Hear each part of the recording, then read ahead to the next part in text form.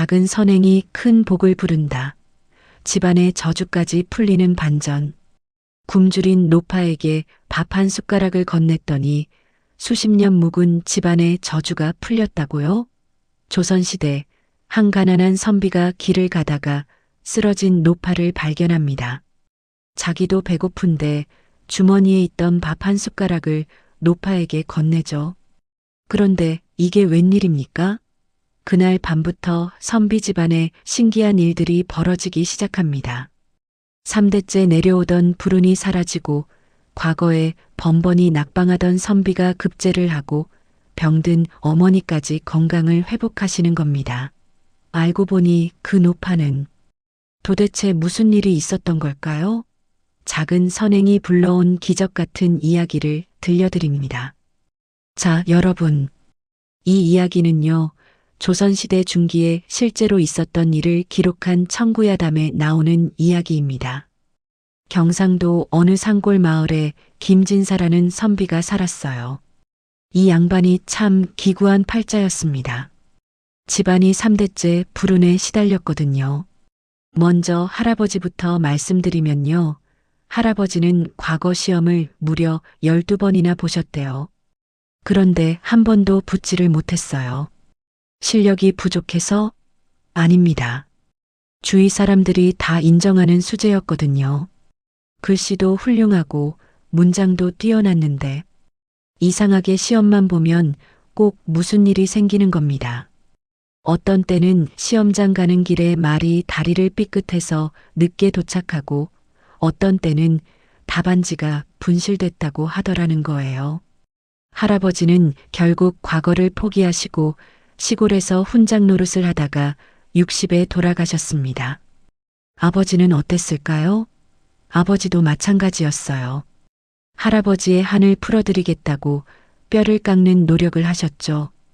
밤을 새워 글을 읽고 추운 겨울에도 사랑채에서 공부하시고 그런데 역시나 과거 시험에는 9번을 봤는데 9번 다 떨어지셨어요.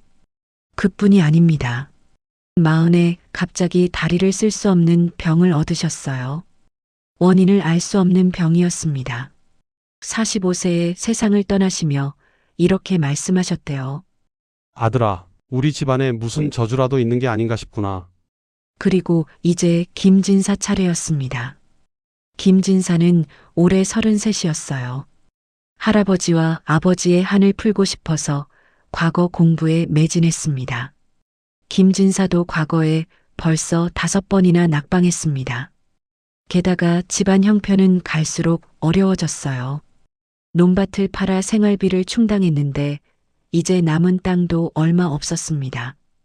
어머니는 늙고 병드셨고 처자식은 굶주리고 마을 사람들은 수군거렸습니다. 저 집안은 뭔가 조상이 잘못한 게 있나 봐. 3대째 저러니까 틀림없이 저주받은 집안이야. 그런 소문이 돌면서 김진산의 집안은 마을에서도 점점 소외되기 시작했습니다. 김진사는 이번 가을 과거 시험이 마지막이라고 생각했어요. 이번에도 떨어지면 과거는 포기하자. 그렇게 결심하고 마지막 시험 준비를 하고 있었습니다. 7월 중순, 무더운 여름날이었습니다. 김진사는 장에 가려고 집을 나섰어요. 쌀 한 마를 팔아서 어머니 약값을 마련하려는 참이었습니다. 쌀 한 마리면 얼마 되지도 않지만 그게 집에 남은 전부였거든요. 김진사는 쌀을 짊어지고 십리길을 걸어갔습니다. 날씨가 더워서 땀이 비 오듯 쏟아졌어요. 한참을 걷다가 샘터에 들러 물을 마셨습니다. 그때였습니다. 길 한쪽에 누군가 쓰러져 있는 게 보였어요. 김진사가 급히 다가가 봤습니다. 허름한 옷을 입은 노파였어요. 나이가 70은 넘어 보이는데 앙상하게 마른 몸에 얼굴은 핏기 하나 없었습니다. 할머니, 할머니. 김진사가 노파를 흔들었지만 반응이 없었어요. 김진사는 샘물을 떠다가 노파의 입술을 적셔줬어요. 그러자 노파가 천천히 눈을 떴습니다. 물 좀. 김진사가 물을 떠다 드리니 노파는 벌컥벌컥 마시더니 한숨을 후 내쉬었습니다. 김진사가 노파를 부축해서 나무 그늘에 앉혔습니다. 할머니, 어디서 오십니까? 노파가 고개를 저었어요. 집이 없소 나는 떠돌이 거지라오. 식사는 하셨습니까? 김진사가 물으니까 노파가 또 고개를 저었어요. 사흘째 굶었소. 김진사의 가슴이 철렁했습니다. 사흘이나 굶었다니. 김진사는 급히 자기 보따리를 풀었습니다. 아침에 어머니가 싸주신 주먹밥이 하나 들어 있었어요. 보리와 조를 섞어 만든 그것도 아주 작은 주먹밥이었습니다. 김진사는 그걸 꺼내서 노파에게 건넸어요. 할머니, 이거라도 드세요. 노파는 주먹밥을 보더니 눈물을 글썽였습니다. 이걸 나한테 주시는 거요? 예, 드세요. 사실 김진사도 아침을 굶었어요. 그 주먹밥이 오늘 하루 먹을 유일한 음식이었습니다. 하지만 김진사는 망설이지 않았어요. 노파는 떨리는 손으로 주먹밥을 받아 천천히 먹기 시작했어요. 한 입 먹고 또 한 입 먹고 눈물을 뚝뚝 흘리며 먹었습니다. 고맙소 정말 고맙소. 주먹밥을 다 먹고 나니 노파의 얼굴에 조금 생기가 돌았습니다. 선비님 집안에 무슨 어려움이 있지 않소? 노파가 갑자기 물었어요. 김진사는 깜짝 놀랐습니다. 예. 어떻게 하셨습니까? 노파가 고개를 끄덕였어요. 선비님 얼굴에 그늘이 드리워져 있어. 김진사는 한숨을 내쉬며 할아버지와 아버지의 이야기, 자신도 5번이나 과거에 낙방한 이야기를 간략히 들려줬어요. 노파는 조용히 듣고 있다. 김진사의 손을 꼭 잡았습니다. 노파는 김진사의 이야기를 조용히 듣고 있었습니다. 그러다가 고개를 끄덕이며 말했어요. 그렇군요. 그래서 선비님 얼굴에 그런 기운이 서려 있었구려. 김진사는 쓸쓸하게 웃었습니다. 제 팔자가 기구한 건 어쩔 수 없는 일입니다. 다만 늙으신 어머니와 어린 자식들이 굶주리는 게 가슴 아플 뿐이지요. 노파가 김진사의 손을 꼭 잡았습니다. 선비님은 착한 분이시오. 자기도 굶주렸을 텐데 이 늙은이한테 밥을 주시다니. 김진사가 손사래를 쳤어요. 아닙니다. 이건 사람으로서 당연한 일입니다. 노파는 김진사를 한참 바라보다가 천천히 일어섰습니다. 선비님 오늘 밤 댁에 손님이 찾아갈 것이오. 그분을 잘 모시시오. 예. 손님이요? 김진사가 되묻는 사이에 노파는 벌써 길을 따라 멀어져 가고 있었어요. 걸음걸이가 아까와는 전혀 달랐습니다. 쓰러져 있던 노파가 맞나 싶을 정도로 성큼성큼 걸어가더니 순식간에 시야에서 사라졌어요. 어라? 이상하네. 김진사는 고개를 갸우뚱했지만 이내 자기 일을 하러 가야 했습니다. 김진사는 다시 쌀 한 마를 짊어지고 장으로 향했어요. 그런데 배가 고팠습니다. 아침도 못 먹었는데 점심까지 노파에게 줬으니 하루 종일 굶은 셈이었거든요. 배에서 꼬르륵 꼬르륵 소리가 났지만 참았습니다. 할머니가 더 굶주리셨으니까 나는 괜찮아. 김진사는 그렇게 스스로를 달랬어요. 장에 도착해서 쌀을 팔았습니다. 그런데 쌀값이 형편없었어요. 한 마를 팔았는데 고작 단량밖에 안 되는 겁니다. 이게 뭡니까? 쌀 한 마리 고작 단량이라니요? 김진사가 항의했지만 소용없었어요. 요즘 풍년이라 쌀값이 폭락했소. 이것도 쳐주는 거요. 상인이 퉁명스럽게 말했습니다. 김진사는 한숨을 내쉬었어요. 단량으로는 어머니 약도 제대로 못 사고 집에 먹을 것도 살 수 없었습니다. 어떻게 하지? 고민하다가 결국 약은 조금만 사고 나머지 돈으로 쌀 2대와 나물을 좀 샀어요. 그리고 자기는 장터에서 파는 헐값 떡을 하나 사서 먹었습니다. 하루 종일 굶어서 정말 배가 고팠거든요. 떡 하나로 허기를 달랜 김진사는 집으로 돌아왔습니다. 해가 뉘엿뉘엿 넘어가고 있었어요. 집에 도착하니 어머니가 마루에 앉아 계셨습니다. 얘야 다녀왔느냐? 예, 어머니 약을 사왔습니다. 김진사는 약봉지를 어머니께 드렸어요. 어머니가 약봉지를 받아보시더니 얼굴이 어두워졌습니다. 이게 다냐? 예, 쌀값이 너무 싸서. 김진사가 죄송한 표정으로 말했어요. 어머니가 한숨을 쉬셨습니다. 이걸로 어떻게 한 달을 버티니? 그러고는 아들을 보며 물으셨어요. 너는 점심 먹었느냐? 김진사는 거짓말을 했습니다. 예, 장에서 국밥을 먹었습니다. 사실은 떡 하나만 먹었지만 어머니가 걱정하실까봐 그렇게 말했어요. 어머니는 의심스러운 눈초리로 아들을 바라봤지만 더 이상 묻지 않으셨습니다. 저녁을 먹고 나서 김진사는 사랑채에 앉아 책을 읽고 있었어요. 다음 달 과거 시험을 준비해야 했거든요. 이번이 마지막이다. 꼭 합격해야 해.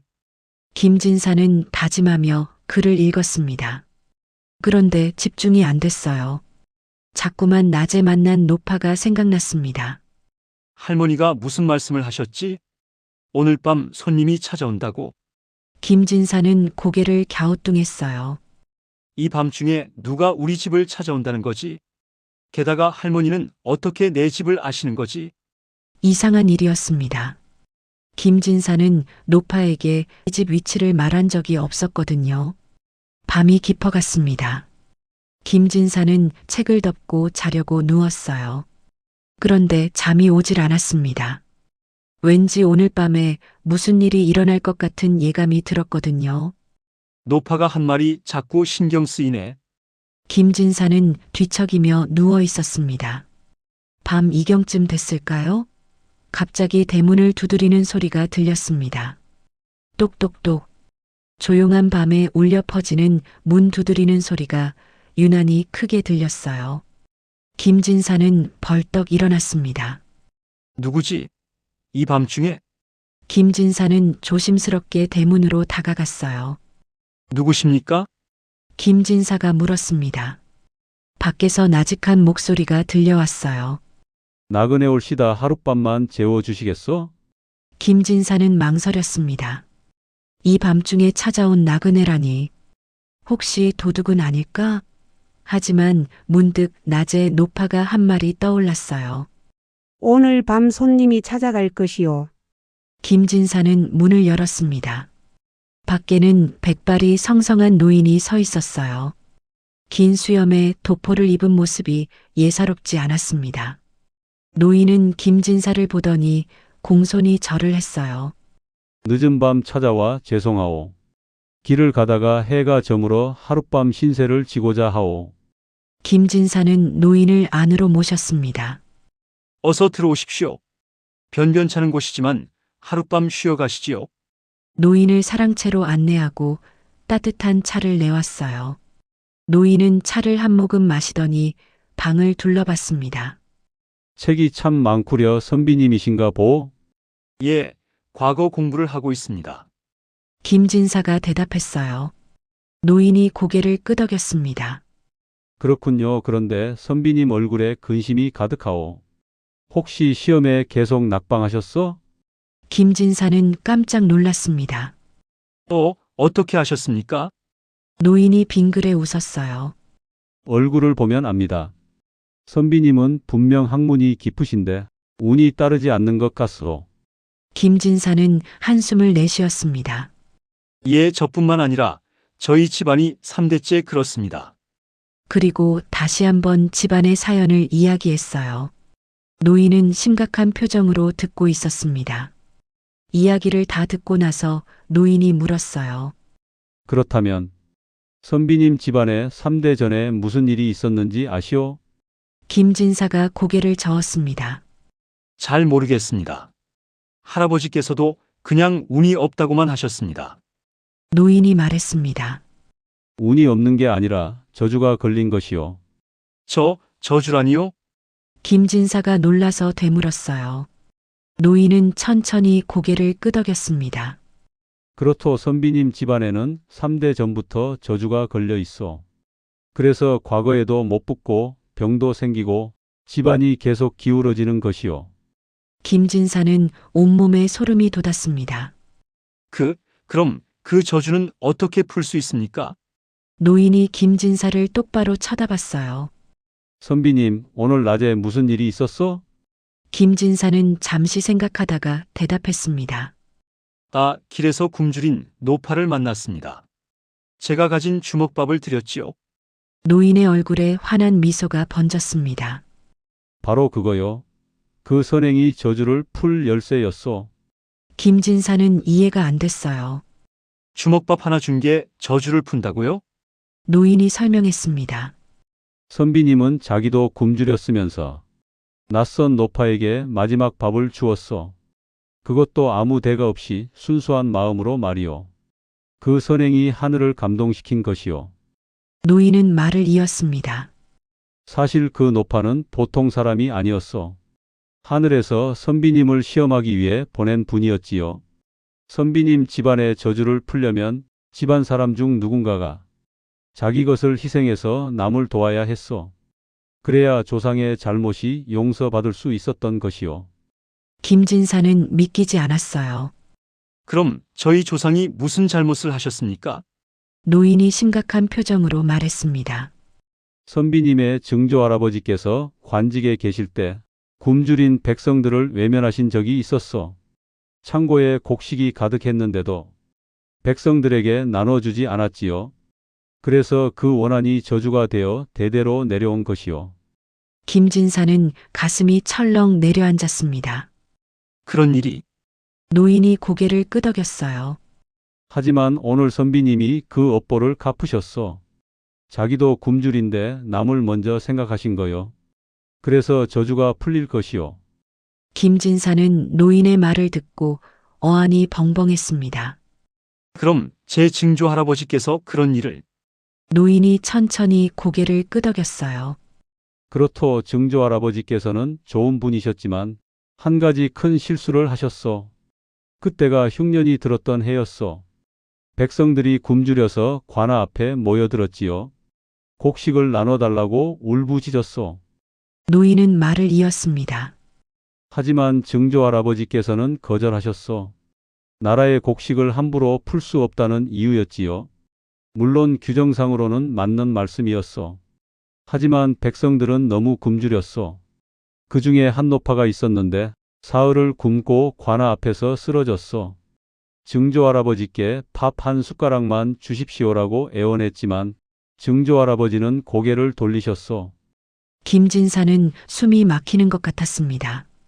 노인이 계속 말했어요.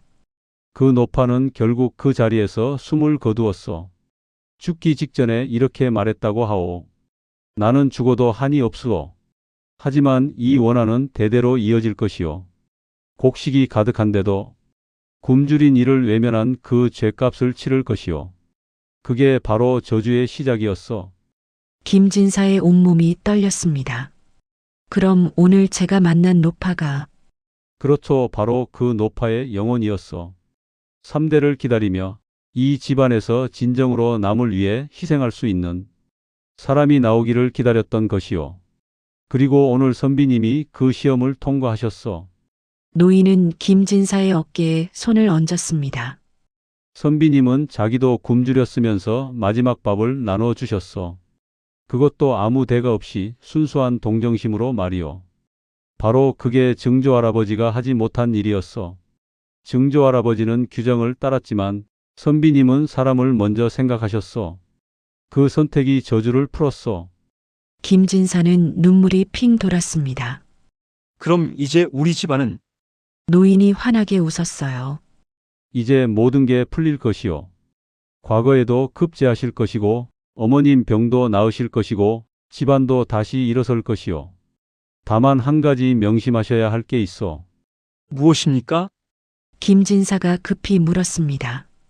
노인이 진지하게 말했어요. 앞으로도 오늘처럼 사십시오. 가난한 사람을 보면 도와주시고 굶주린 사람을 보면 밥을 나눠주시고 어려운 사람을 보면 손을 내밀어 주십시오. 그래야 이 복이 계속 이어질 것이요.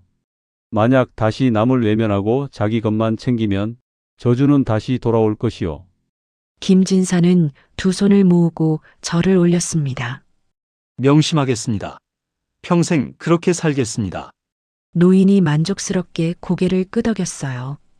좋소, 이제 나는 가봐야겠어. 노인이 일어서자 김진사가 황급히 말했습니다. 아니, 벌써요? 밤이 깊었는데 어디로 가시려고요? 노인이 빙그레 웃었습니다. 나는 갈 곳이 있어 걱정 마시오. 그러고는 대문을 향해 걸어갔어요. 김진사가 뒤따라가며 물었습니다. 노인장, 성함이라도 여쭤봐도 되겠습니까? 이 은혜를 어찌 갚아야? 노인이 뒤를 돌아보며 말했습니다. 은혜는 갚는 게 아니라 다른 사람에게 전하는 것이요. 선비님도 받은 복을 다른 이들과 나누시오. 그 말을 남기고 노인은 대문을 나섰습니다. 김진사가 대문 밖을 내다봤는데 이상한 일이 벌어졌어요. 분명 노인이 걸어나갔는데 밖을 보니 아무도 없는 겁니다. 김진사는 사방을 둘러봤지만 노인의 모습은 온데간데 없었어요. 어떻게 된 일이지? 순식간에 사라지시다니. 김진사는 그제야 깨달았습니다. 그분도 보통 사람이 아니셨구나. 하늘에서 보내신 분이셨구나. 김진사는 하늘을 향해 절을 올렸습니다. 하늘이시여, 감사합니다. 저희 집안을 불쌍히 여겨주셔서 감사합니다. 저는 평생 오늘의 가르침을 잊지 않고 살겠습니다. 그날 밤 김진사는 잠을 이루지 못했습니다. 노인의 말이 계속 머릿속을 맴돌았거든요. 정말 저주가 풀린 걸까? 정말 이제 모든 게 좋아질까? 반신반의하면서도 가슴 한편으로는 희망이 생겼어요. 어쩌면 이번 과거 시험에는 붙을 수도 있지 않을까 하는 기대감이 들었습니다. 다음 날 아침이었습니다. 김진사가 일어나 보니 어머니가 마루에 앉아 계셨어요. 그런데 뭔가 달라 보였습니다. 평소에는 기운이 없으셔서 방에만 계셨는데 오늘은 마루에 나와 계신 거예요. 어머니, 어디 편찮으신 데는 없으세요? 김진사가 다가가 여쭤봤습니다. 어머니가 신기한 표정으로 말씀하셨어요. 이상하구나. 오늘 아침에 일어났더니 몸이 한결 가벼워진 것 같구나.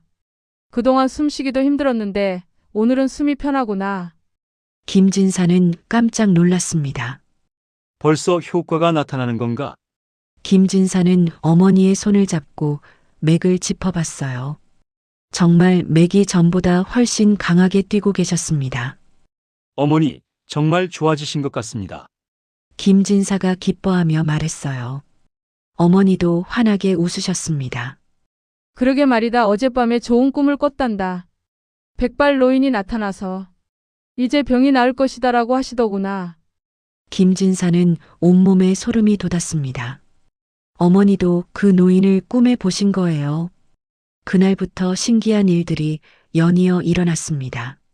먼저 마을 이장님이 찾아왔어요. 김진사, 좋은 소식이 있네.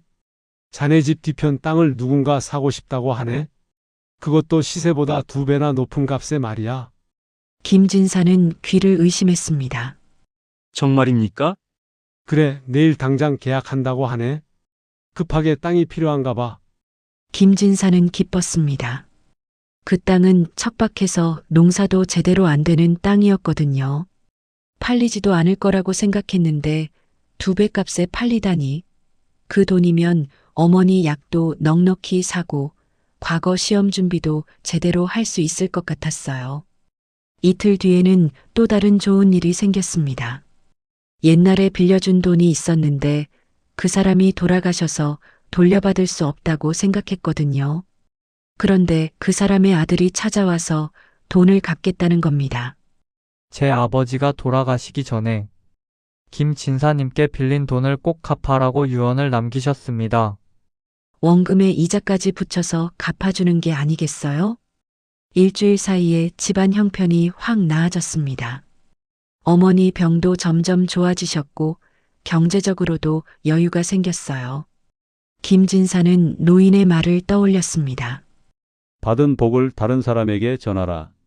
김진사는 돈의 일부를 마을 가난한 사람들에게 나눠줬어요. 쌀도 사서 나눠주고 병든 사람이 있으면 약값도 대주고 마을 사람들이 감탄했습니다. 김진사가 완전히 달라졌네. 집안이 좀 나아졌다고 자기만 챙기는 게 아니라 남도 돕다니 참 훌륭한 사람이야. 김진사의 평판이 좋아지면서 여러 사람들이 도와주기 시작했어요. 어떤 사람은 책을 빌려주고 어떤 사람은 과거 시험 정보를 알려주고 그리고 드디어 가을이 왔습니다. 과거 시험을 보러 가는 날이었어요. 김진사는 집을 나서기 전에 어머니께 절을 올렸습니다. 어머니, 다녀오겠습니다. 어머니가 아들의 손을 꼭 잡으셨어요. 얘야 떨어져도 괜찮다. 내가 건강하게 돌아오는 게 중요하단다. 어머니, 저는 이번에는 꼭 붙을 것 같습니다. 왠지 모르게 확신이 듭니다. 김진사가 자신 있게 말했어요. 어머니가 환하게 웃으셨습니다. 그래, 그 마음으로 가거라. 어미는 여기서 기도하마. 김진사는 한양으로 향했습니다. 가는 길에 예전과는 달리 아무 탈도 없었어요. 말도 순하고 날씨도 좋고 몸 상태도 최상이었습니다.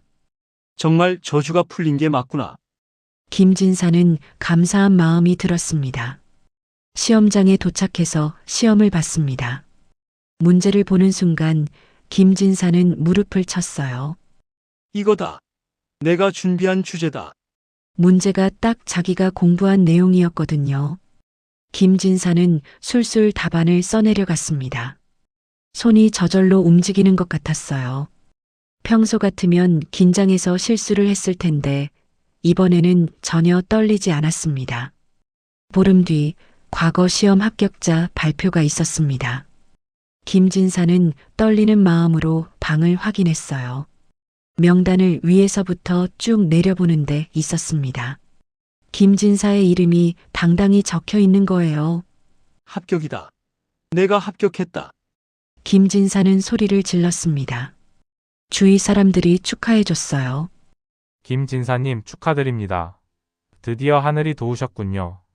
김진사는 눈물을 흘렸습니다. 기쁨의 눈물이었어요. 할아버지와 아버지가 이루지 못한 꿈을 자기가 이룬 겁니다. 할아버지, 아버지, 저희 집안의 한을 풀었습니다. 김진사는 급히 집으로 돌아갔습니다. 마을 어귀에 도착하니 마을 사람들이 다 나와서 기다리고 계셨어요. 김진사님이 급제하셨대. 우리 마을에서 급제자가 나왔어. 축하 인파가 장사진을 이뤘습니다. 김진사는 감격해서 마을 사람들께 절을 올렸어요. 집에 도착하니 어머니가 대문 앞에서 기다리고 계셨습니다. 김진사가 어머니 앞에 무릎을 꿇고 절을 올렸어요. 어머니, 아들이 급제했습니다. 어머니가 아들을 끌어안고 울음을 터뜨렸습니다. 얘야 잘했다. 정말 잘했다. 내 할아버지와 아버지가 얼마나 기뻐하시겠니? 그날 밤 김진사는 조상의 묘소를 찾아갔습니다. 할아버지와 아버지 산소 앞에 꿇어앉아 절을 올렸어요. 할아버지, 아버지, 손자가 왔습니다. 저희 집안의 한을 풀었습니다. 이제 편히 쉬십시오. 그때 바람이 불어왔습니다. 마치 할아버지와 아버지가 대답하시는 것 같았어요. 김진사는 관직을 받아 일을 시작했습니다. 그런데 김진사는 특별했어요. 다른 관리들과 달리 백성들을 진심으로 돌봤거든요. 굶주린 백성이 있으면 창고를 열어 곡식을 나눠줬고 병든 사람이 있으면 의원을 보내 치료해줬고 억울한 일을 당한 사람이 있으면 공정하게 판결을 내렸습니다. 상관이 물었어요. 김진사, 자네는 왜 그렇게 백성들에게 잘해주는가? 김진사가 대답했습니다. 제가 옛날에 배운 게 있습니다. 작은 선행이 큰 복을 부른다는 걸요. 저는 주먹밥 하나로 인생이 바뀌었습니다. 그러니 저도 남들에게 그런 기회를 주고 싶습니다. 김진사는 평생 그렇게 살았습니다. 관직에 있을 때는 백성을 위해 일했고 은퇴한 뒤에는 마을에서 가난한 사람들을 도왔어요. 어떤 사람이 굶주리면 밥을 주고, 어떤 사람이 헐벗으면 옷을 주고, 어떤 사람이 배우고 싶어 하면 책을 사줬습니다. 어느 날 한 젊은 선비가 김진사를 찾아왔어요. 어르신, 제가 과거 시험에 계속 떨어집니다. 너무 낙담돼서 포기하고 싶습니다. 김진사가 그 선비에게 물었습니다. 자네는 평소에 어떻게 사는가? 공부만 합니다. 과거에 급제하는 것만 생각합니다. 김진사가 고개를 저었어요. 그것만으로는 부족하네. 자네, 내 이야기를 들어보게. 그리고 옛날 노파를 만났던 이야기, 주먹밥을 나눠준 이야기, 저주가 풀린 이야기를 들려줬습니다. 젊은 선비는 눈을 반짝이며 들었어요. 알겠습니까? 공부만 한다고 급제하는 게 아니네. 사람답게 살아야 하네. 어려운 사람을 도와주고 남을 배려하고 선하게 살아야 하네. 그래야 하늘도 돕고 사람들도 돕고 결국 자네 꿈도 이루어지는 거라네. 김진사가 말했습니다. 젊은 선비는 깊이 절을 올렸어요. 가르침 감사합니다. 명심하겠습니다. 그 선비는 돌아가서 김진사의 말대로 살았습니다. 공부도 하되 사람들도 도와주고, 그리고 이듬해 과거에 급제했어요. 김진사는 80까지 살았습니다. 자식들도 모두 잘 됐고 손주들도 효자였어요. 임종하실 때 자식들이 모여 있었는데 김진사가 마지막으로 말씀하셨어요. 얘들아, 명심해라. 작은 선행이 큰 복을 부른다. 너희도 평생 선하게 살 거라. 그 말씀을 끝으로 김진사는 편안히 눈을 감으셨습니다. 장례식 날 온 마을 사람들이 모여들었어요. 김진사님은 참 좋은 분이셨어. 우리 마을의 은인이셨지? 사람들은 눈물을 흘리며 고인을 추모했습니다. 여러분, 오늘 이야기 어떠셨습니까? 청구야담에 실린 이 이야기는 작은 선행이 얼마나 큰 복을 부르는지 보여줍니다. 김진사는 자기도 굶주렸지만 노파에게 마지막 밥을 나눴고 그 선행이 3대째 내려온 저주를 풀었습니다. 우리도 오늘부터 작은 선행을 실천해 보면 어떨까요? 이제 두 번째 이야기 시작하겠습니다. 밤에 찾아온 여인의 정체, 인연이 삶을 구한 따뜻한 밤, 달빛조차 숨어버린 깊은 산속, 인적 없는 외딴 집에서 홀로 글을 읽는데 누군가 문을 두드린다면 어찌하시겠습니까? 그것도 산짐승이나 도적이 아니라 비단결같이 고운 여인이라면 말입니다. 여기 그 치명적인 유혹인지 모를 문을 열어준 한 가난한 선비가 있습니다. 헌데 이 여인 어딘가 수상합니다. 손은 얼음장처럼 차갑고 밤새 나누던 정담이 새벽달만 울면 연기처럼 사라지니 말입니다.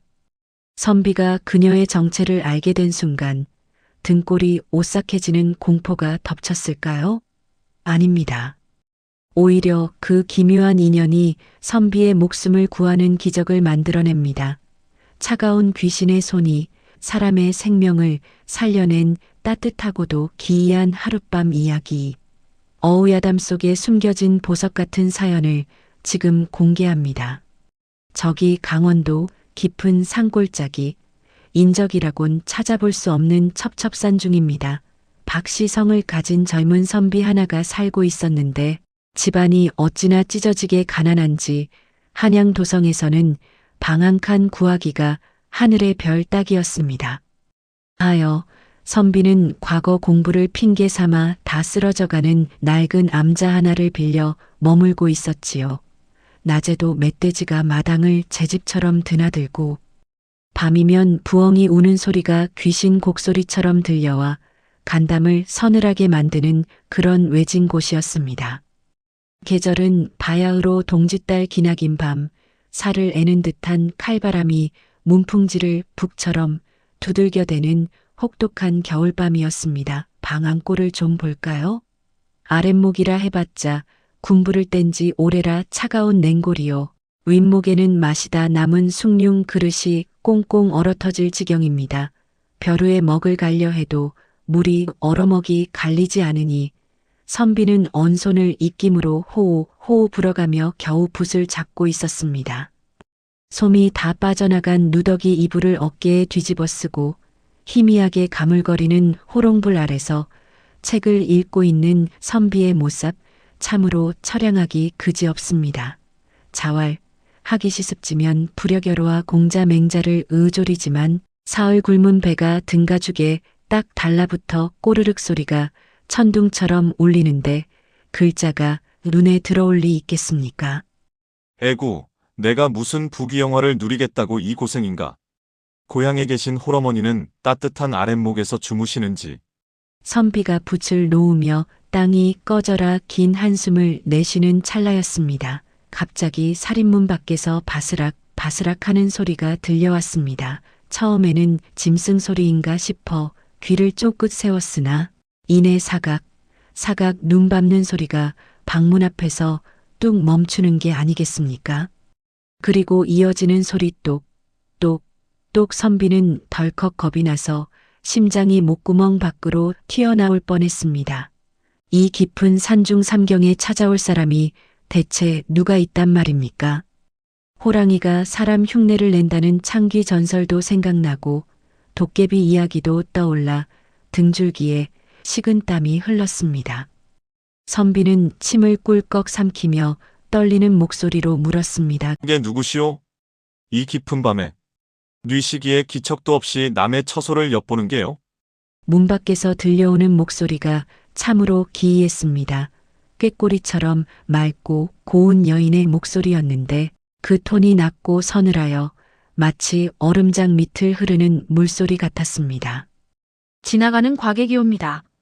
눈보라치는 밤, 길을 잃어 헤매다 불빛을 보고 찾아왔습니다.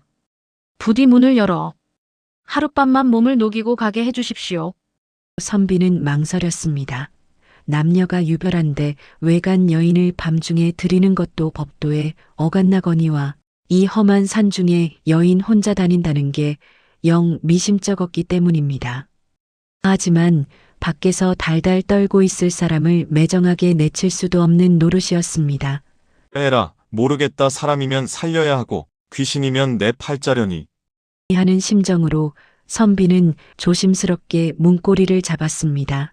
끼잉 마이너스 문이 열리자 찬 바람과 함께 하얀 눈보라가 방 안으로 훅 끼쳐 들어왔습니다. 그리고 그 속에 하얀 쓰개치마를 쓰고 혹겹 저고리만 걸친 묘령의 여인이 파리한 얼굴로 서 있는 것이 아니겠습니까? 핏기 없는 푸른 입술, 깊은 우물처럼 슬픈 눈동자. 그 모습이 어찌나 처연하고 비현실적으로 아름다운지 선비는 순간 넋을 잃고 말았습니다. 선비는 황급히 정신을 차리고 몸을 비켜주며 여인을 방 안으로 들였습니다. 누추한 곳이지만 어서 들어오시죠.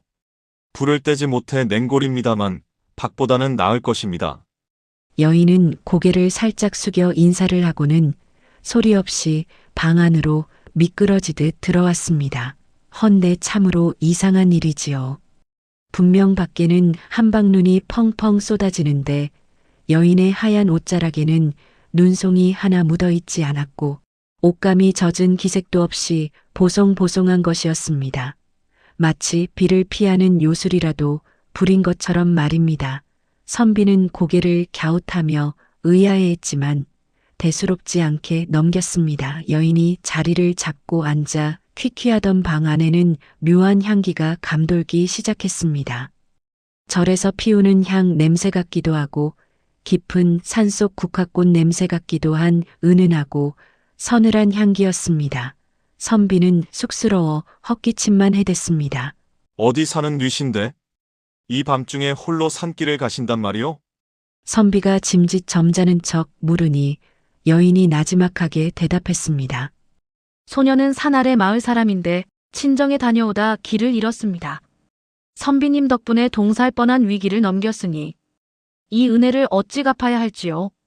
말을 마친 여인이 품속에서 작은 비단 주머니를 꺼내더니 그 안에서 도저히 나올 수 없을 것 같은 물건들을 주섬주섬 꺼내놓았습니다. 김이 모락모락 나는 하얀 떡과 향긋한 술병이었습니다. 시장하실 텐데 욕이나 하시지요.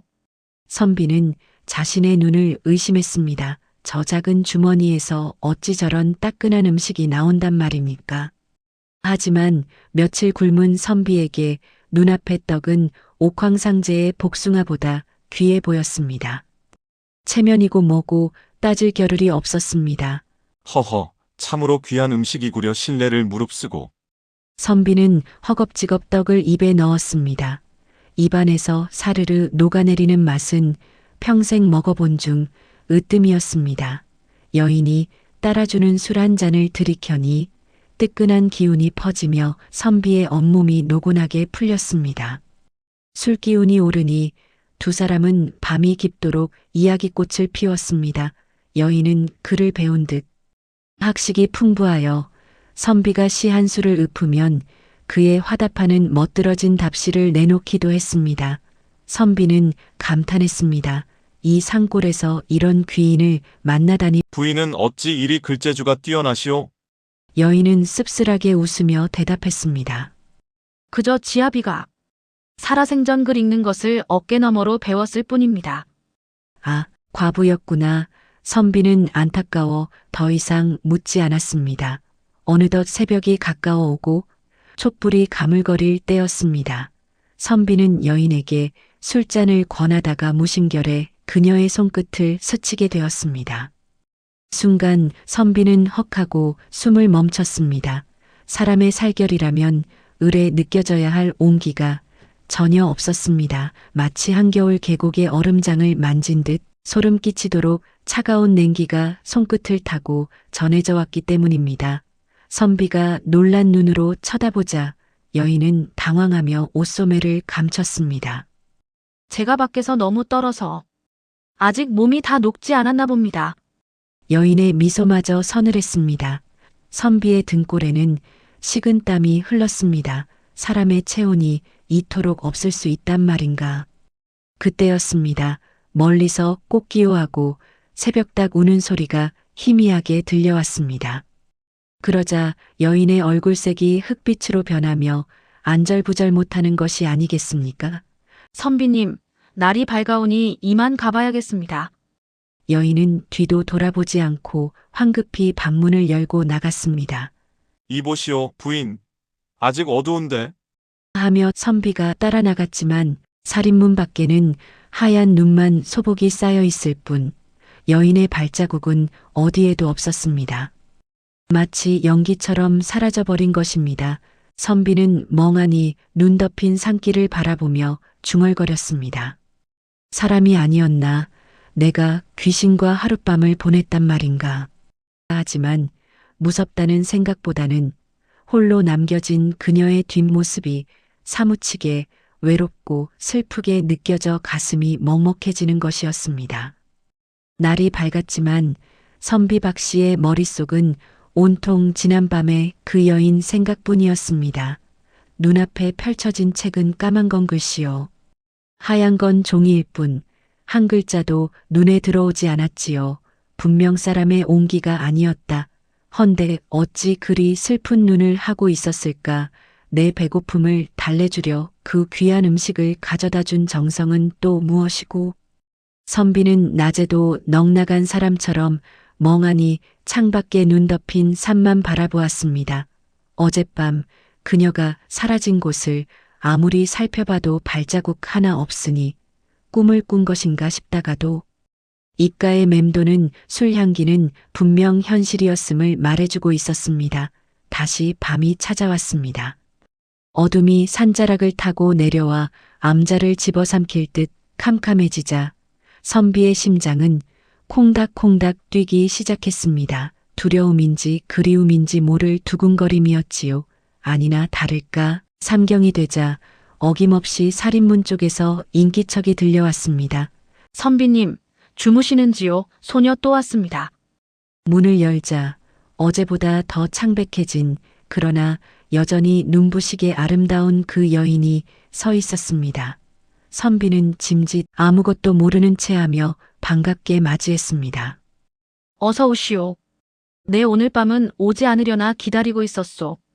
그날 밤도 여인은 맛있는 음식과 술을 내놓았고 두 사람은 밤새도록 이야기꽃을 피웠습니다. 선비의 눈은 여인의 일거수일투족을 놓치지 않았습니다.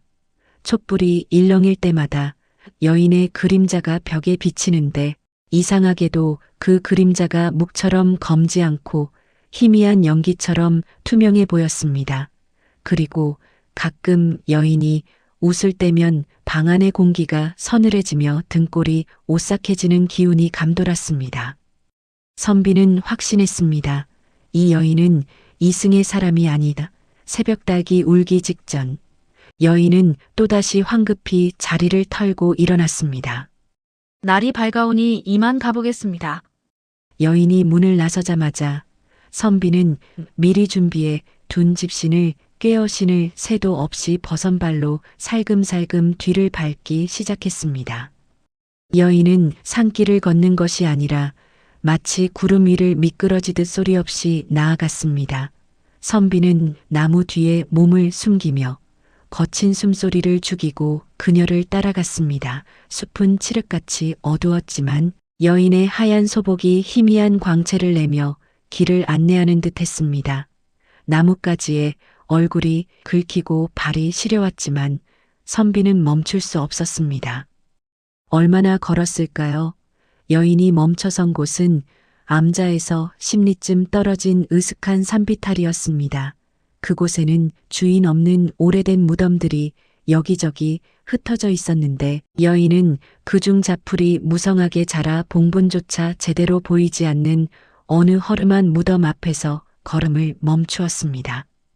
그러고는 뒤를 한번 쓱 돌아보는가 싶더니 연기처럼 스르르 무덤 속으로 빨려 들어가 버리는 것이 아니겠습니까?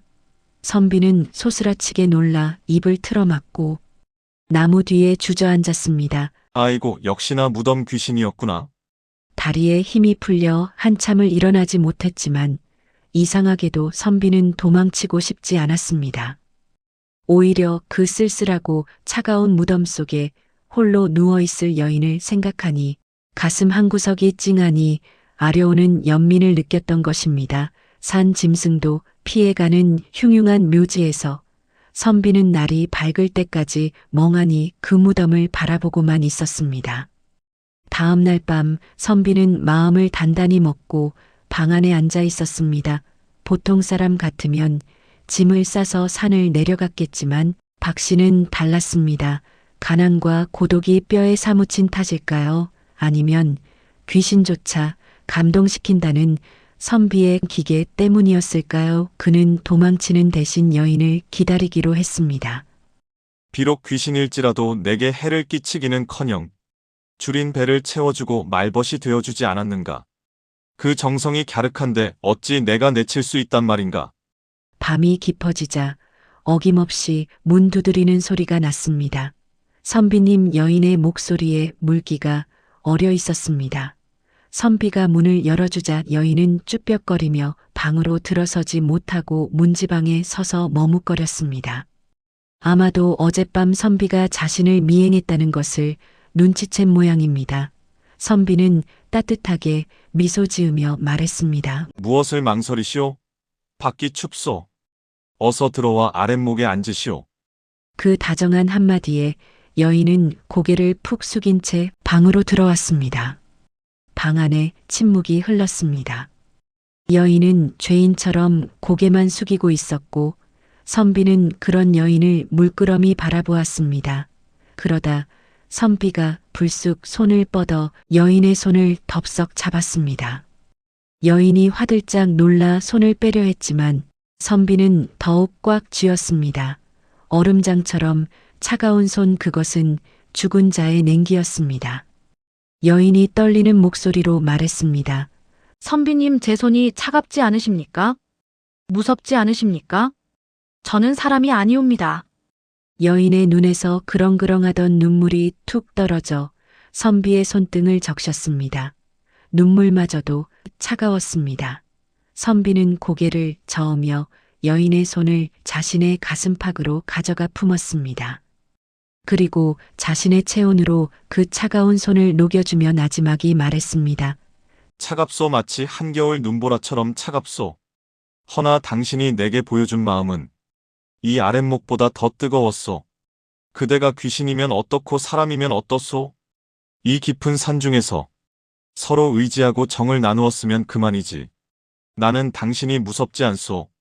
오히려 이리도 차가운 몸으로 그 추운 흙구덩이 속에 홀로 계셨을 것을 생각하니 내 마음이 미어질 뿐이오. 선비의 말에 여인은 참았던 울음을 터뜨렸습니다. 으흑 귀신의 울음소리라기엔 너무나 서럽고 애달픈 통곡이었습니다. 소녀, 억울하게 죽어 구천을 떠돌다. 선비님의 맑은 글 읽는 소리에 이끌려 이곳까지 왔습니다. 제 몰골이 흉하여. 놀라실까봐 본 모습을 감추고 찾아왔으나 선비님께서는 저를 내치지 않으시고 이리 따뜻하게 대해주시니 죽어서도 받아보지 못한 은혜를 입었습니다. 여인은 선비의 품에 안겨 한참을 울었습니다. 선비는 여인의 등을 토닥이며 위로했습니다. 산 사람과 죽은 영혼이 서로를 껴안고 체온을 나누는 그 기묘한 밤.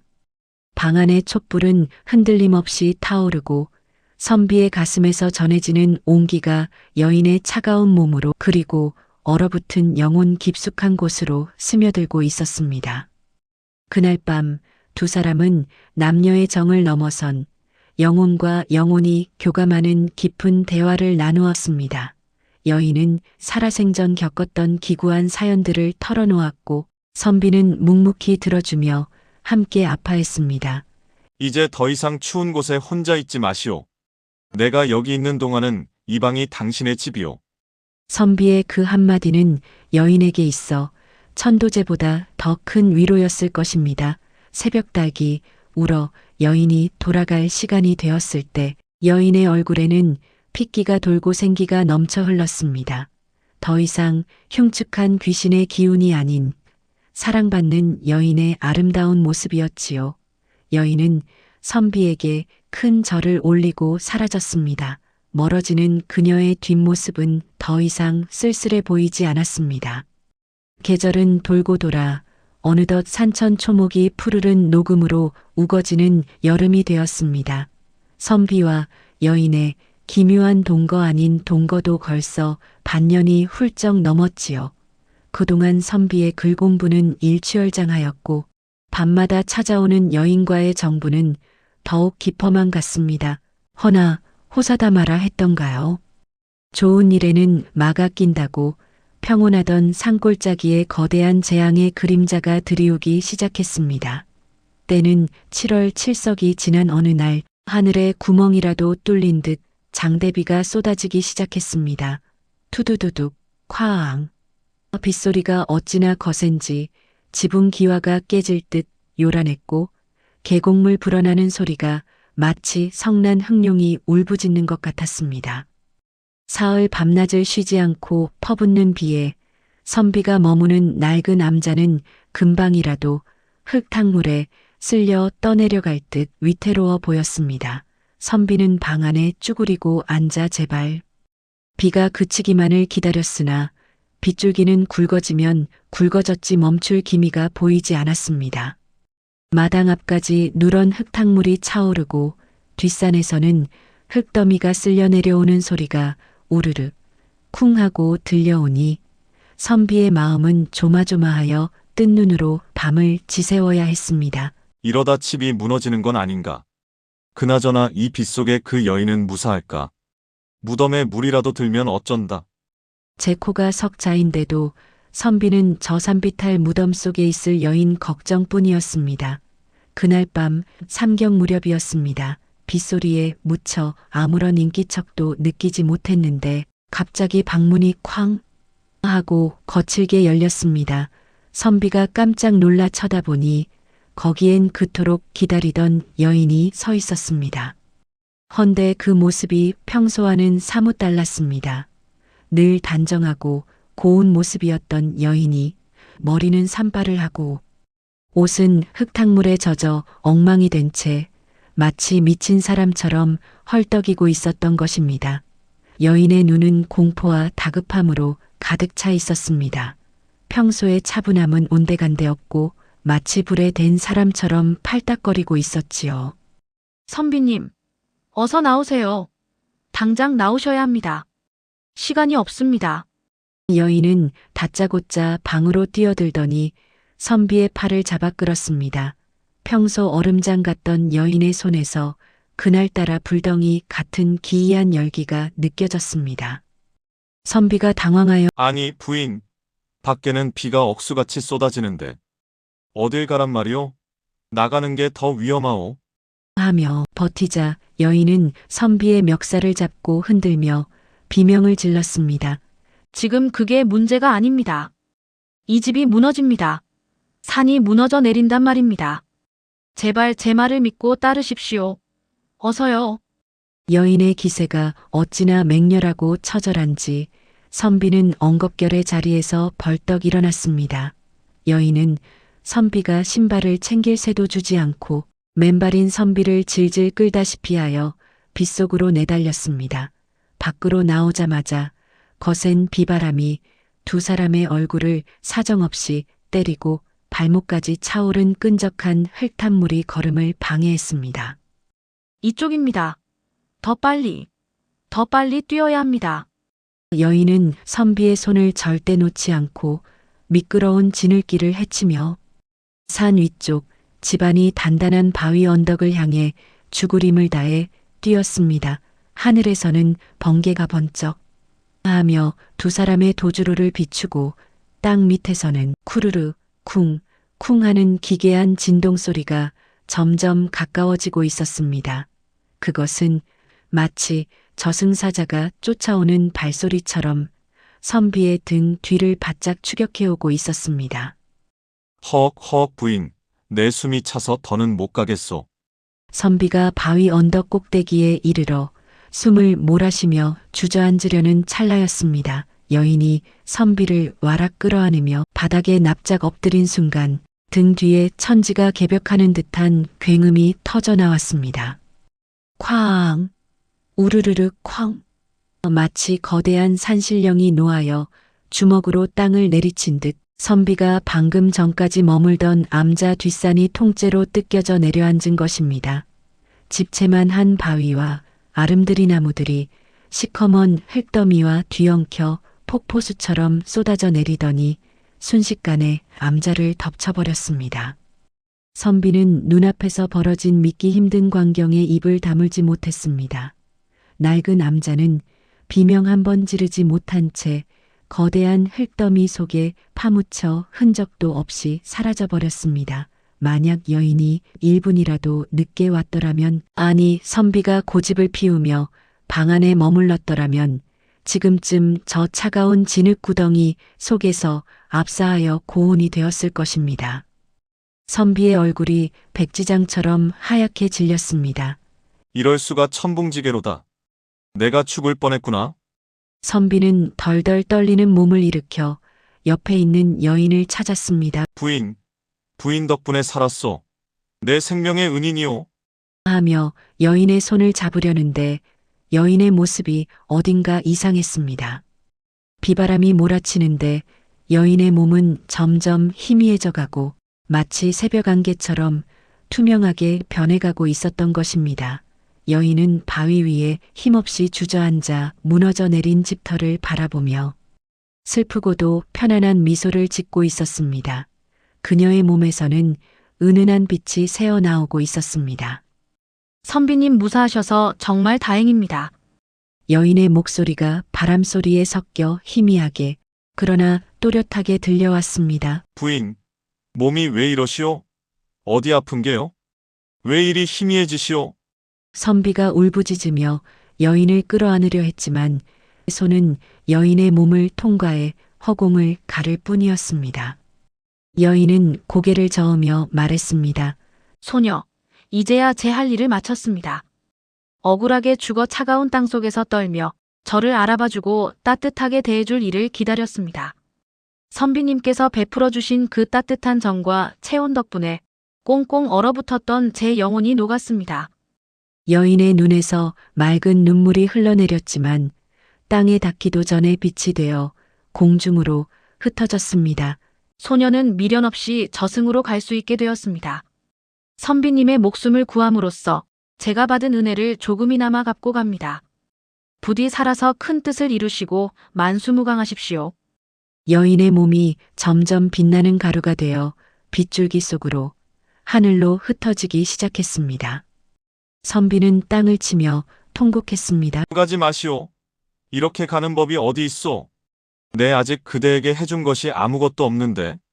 이름조차 묻지 못했는데. 하지만 여인은 마지막으로 선비에게 깊은 절을 올린 뒤 빛속으로 어둠 속으로 영원한 안식의 세계로 사르르 사라져버렸습니다. 남은 것은 거친 빗소리와 무너진 산의 비릿한 흙냄새 그리고 홀로 남은 선비의 처절한 울음소리뿐이었습니다. 그날 밤 하늘에서 쏟아지는 비는 두 사람의 이별을 슬퍼하여 흘리는 눈물과도 같았습니다. 비가 그치고 거짓말처럼 맑은 해가 떠올랐습니다.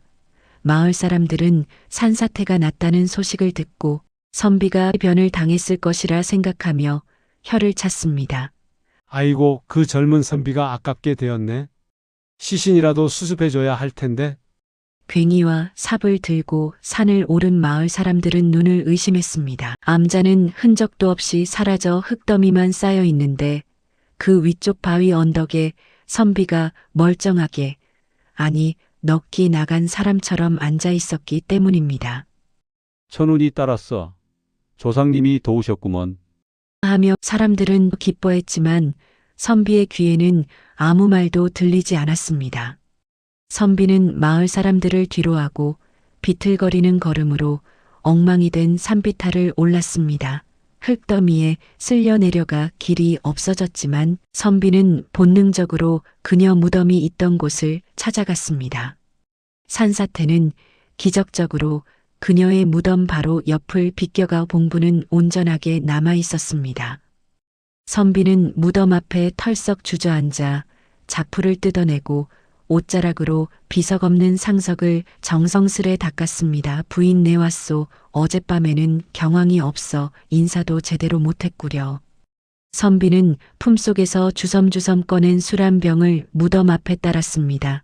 살아생전 그녀가 가져다 주었던 그 향기로운 신선의 술은 아니었지만 선비의 피눈물이 섞인 세상에서 가장 진한 술이었습니다. 내 약속하리다. 내 평생 당신을 잊지 않겠소. 당신이 그 차가운 손으로 나를 살려주었으니 내 남은 목숨은 당신이 준 것이나 다름없소. 내 반드시 급제하여 당신의 넋이나마 편안히 쉴 수 있도록 천도제를 올리고 이 무덤에 비석을 세워주겠소. 그러니 부디 그곳에서는 춥지 말고 편히 쉬시오. 선비는 무덤 앞에서 한참을 울다가 다시 일어섰습니다. 그의 눈빛은 이전과는 달라져 있었습니다. 더 이상 가난하고 나약한 선비가 아니었습니다. 누군가의 목숨 건 희생으로 얻은 두 번째 삶, 그 무게를 아는 자의 단단한 결의가 서려 있었지요. 그로부터 3년 뒤 한양 도성에는 장원 급제자의 이름이 방방곡곡 울려 퍼졌습니다. 어사화를 머리에 꽂고 금이 환영하는 박씨 그는 벼슬길에 올라서도 청렴결백하여 백성들의 존경을 한 몸에 받았는데 매년 기일이 되면 아무리 바쁜 나란 일이 있어도 강원도 그 산골짜기를 찾아가 제사를 지냈다고 합니다. 대감 그곳에 누가 묻혀 있기에 그토록 정성을 쏟으십니까? 조상님의 묘소입니까?